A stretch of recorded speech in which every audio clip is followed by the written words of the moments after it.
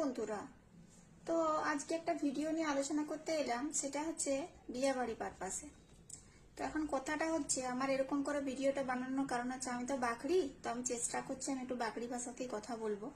তোমাদের ভালো খারাপ কমেন্ট তোমরা সবকিছু আমাকে জানাবে, কিন্তু দেখো কথাটা কিন্তু একদম সত্যি এবং হয়তো তোমাদের সাথেও ঘটে থাকবে।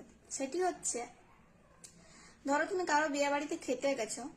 এখন প্রথম কথা হলো যে গরমকাল হোক আর শীতকাল হোক, যখন বিয়ে বাড়িতে আমরা খেতে যাই, আমরা যখন যাই একবারে ফুল ফুল টুসটুসি সেজে সুন্দর করে যাই, আর যখন ফিরি তখন মনে হয় যে বোধহয় আমাদেরকে মানে যদি যাত্রাতে নামিয়ে দেওয়া হয়, তাহলে বোধহয় আমরাই সব থেকে প্রথম স্থান অধিকার করব। মানে সেই চেহারা থাকে না, সেই চেহারা তখন বহুরূপীতে পরিণত হয়।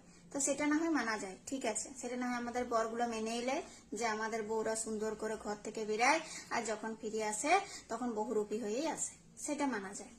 কিন্তু এখন ব্যাপারটি হলো, বিয়ে বাড়িতে যখন খেতে যাচ্ছ, তখন আর কি যখন স্টলগুলি থাকে, গেদে ফুচকা, কোথায় তোমার ঘুগনি, কোথায় থাকে দই বড়া, কোথায় থাকে কফি, কোথায় থাকে কোল্ড ড্রিঙ্ক, সবকিছু তো আমরা মোটামুটি চেটে পুটে খেয়ে নেওয়ার জন্য ব্যস্ত থাকি। সে না হয় অর্ধেক পেটটা ওইখানেই ভরে যায়, সে না হয় ভরুক গা, সেটাও ভরুক গা, সেটাও নিয়ে কোনো কথা নয়। এখন ব্যাপারটি হলো, যখন আপনি খেতে ঢুকছেন তখন আপনাকে মোটামুটি কোমর গুঁজে রেডি থাকতে হয়। যদি আপনি ফার্স্ট বেচে বসেন তো আপনাকে